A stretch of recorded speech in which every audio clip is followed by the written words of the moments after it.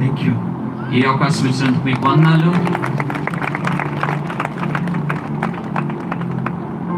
చెప్పలు కొడుతూ దేవుని మహిమపడదామా. అద్భుతమైన సాక్ష్యం.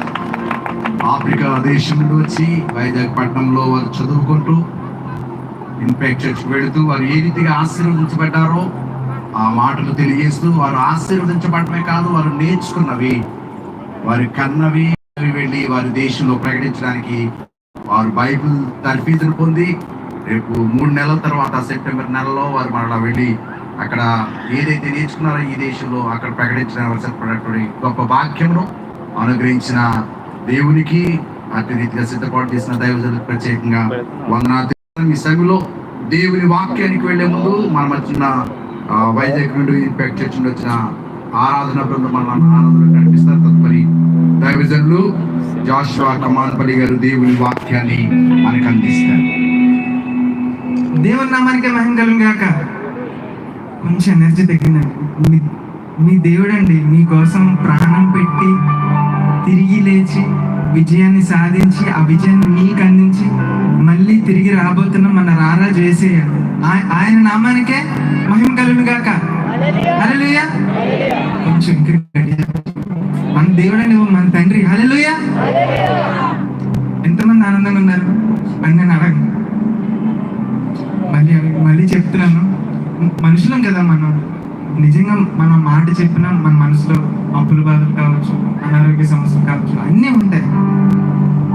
కానీ అవి ఉన్నా సరే మనం దేవుణ్ణి ఆరాధించాలి. ఎందుకంటే ఆయన మన ఆరాధనకు యోగ్యుడు. ఆయన మాత్రమే. ఒకసారి నిల్చుందామండి. గుర్తుపెట్టుకోండి, మనం స్తుతిస్తున్నప్పుడు దేవుడు ఎలా కార్యాలు చేస్తాడంటే మన మధ్యలో ఉంటూ కార్యాలు చేయడంట, మన ద్వారా కార్యాలు చేస్తాడంట. ఇది ఎంతమందికి నచ్చుతుందండి? మళ్ళీ చెప్తున్నాను, దేవుడు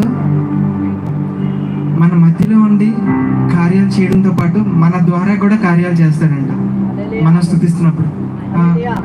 ఈ స్టోరీ ఎంతమంది తెలుసు కదా? ఎరుకో గోడ చుట్టూరుగా ఇజ్రాయెల్ ప్రజలు తిరుగుతుంటే దేవుడు కార్యం చేస్తాడు. అందులో 3 రకాల బ్యాచ్లు ఉంటాయి. ఫస్ట్ బ్యాచ్ యెహోషువ అంటారు బ్యాచ్. దేవుడు చెప్పాడు కాబట్టి కార్యం చేస్తాడు ఏ బాధలు.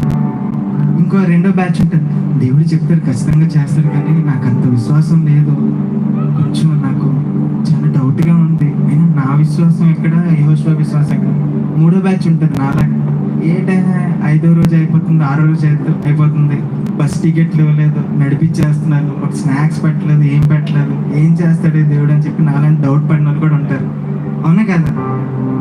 కానీ నాలాంటి వాళ్ళు డౌట్ పడినా పడకపోయినా దేవుడు కార్యం చేస్తాడు. ఆమె ఇది ఎంతమంది నమ్ముతున్నారండి? మనం డౌట్ పడినా డౌట్ పడకపోయినా దేవుడు గొప్పడు, ఆయన చేస్తాడు.